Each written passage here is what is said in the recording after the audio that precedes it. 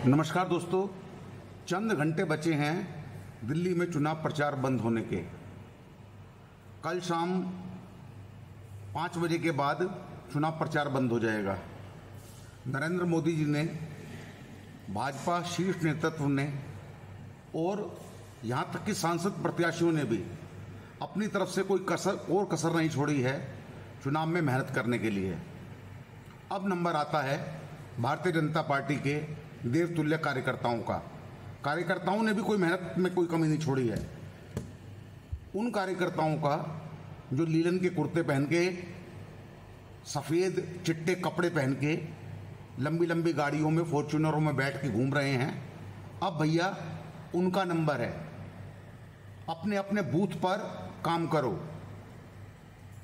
यदि आपका बूथ जीतेगा, यदि आपके बूथ में 1000 वोट हैं और आप उन 1000 वोट में 900 वोट डलवाने में सफल होते हैं, 90% वोट डलवाने में सफल होते हैं और उन 90% वोट में से maximum vote Bharatiya Janata party के प्रत्याशियों को डलवाने में सफल होते हैं, तो आप नेता हैं।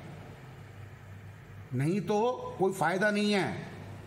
आप चुनाव वाले दिन पूरे दिन सीमापुरी में रहने वाला व्यक्ति जाके खजूरी के अंदर रिपोर्ट ले रहा है, नंद नगरी का कार्यकर्ता जाके रोहतास नगर के अंदर घूम रहा है, विवेक विहार में रहने वाला कार्यकर्ता मयूर विहार के अंदर जाके पता नहीं किस बात की रिपोर्ट ले रहा है। अपने अपने बूथ पर रहो। बूथ के साथ में अपने पोलिंग स्टेशन को देखो। हर 2 घंटे में रिपोर्ट लो कितने वोटर निकले हैं जिन्होंने वोट डाले हैं, कितने वोटर रह गए हैं जिन्होंने अब तक वोट नहीं डाले। अब ये 3 दिन कुर्ता पजामा, सफ़ेद चिट्टे कपड़े पहनने का नहीं है, गाड़ियों में घूमने का नहीं है। अब ये ट्रैक सूट की पैंट और टी-शर्ट पहनकर सड़कों पर गली में घूमने का है। सबके पास पर्चियां पहुंची कि नहीं पहुंची। वोटर घर से समय से निकल जाए, बार बार उसका गेट जाके बजाया जाए, फोन किया जाए, वोटरों को बुलाया जाए पोलिंग बूथ पर, पोलिंग स्टेशन पर आइए और पोल कीजिए।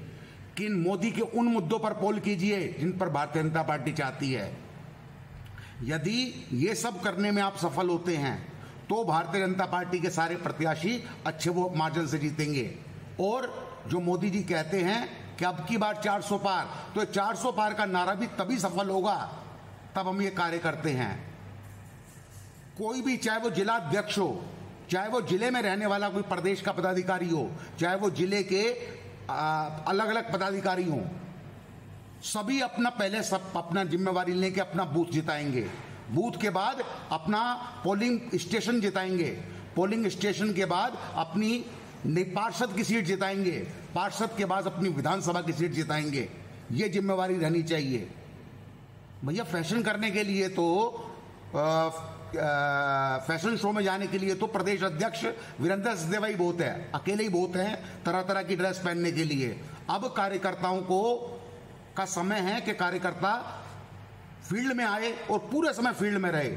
सुबह 7 बजे से लेके 9 बजे तक कितनी पोलिंग हुई, 9 बजे से 12 बजे तक कितनी पोलिंग हुई, 12 बजे से 3 बजे तक कितनी पोलिंग हुई, 3 बजे से 5 बजे तक कितनी पोलिंग हुई। एक एक चीज की रिपोर्ट आप डालिए जिससे कार्यकर्ता प्रेरित हों और कार्यकर्ता भी अपने अपने बूथ की ये सब रिपोर्ट सोशल मीडिया पर डालें। रिपोर्ट लेने के लिए पवन राणा जी बैठे हुए हैं, वीरेंद्र सचदेवा भी बैठेंगे फैशनेबल ड्रेस पहन के, लेकिन प्रत्याशी भी घूमेंगे सारी चीजें करने के लिए। लेकिन जिला अध्यक्ष से लेके प्रदेश की टीम, प्रदेश और इन कामों के लिए दोनों सीटों के ऊपर अनिल गुप्ता और विष्णु मित्तल की जिम्मेवारी है कि वो सभी बूथ, सभी पोलिंग स्टेशन, सबकी रिपोर्ट लेंगे। हम सबकी जिम्मेवारी है। भारतीय जनता पार्टी के खासकर उन पदाधिकारियों की जिम्मेवारी सबसे ज्यादा बनती है जो टिकट मांगते हैं, जिनको विधानसभा चाहिए, जिनको निगम का टिकट चाहिए। पहले उस निगम और विधानसभा को 2019 से ज्यादा वोटों से जीत के दिखाइए। जो हारे हुए बूथ हैं उन बूथों को जीत के दिखाइए, तब माना जाएगा कि आप प्रत्याशी होने लायक हैं। मोदी का सपना पूरा कीजिए। अब की बार 400 पार, तीसरी बार मोदी सरकार, ध्यान रखिएगा।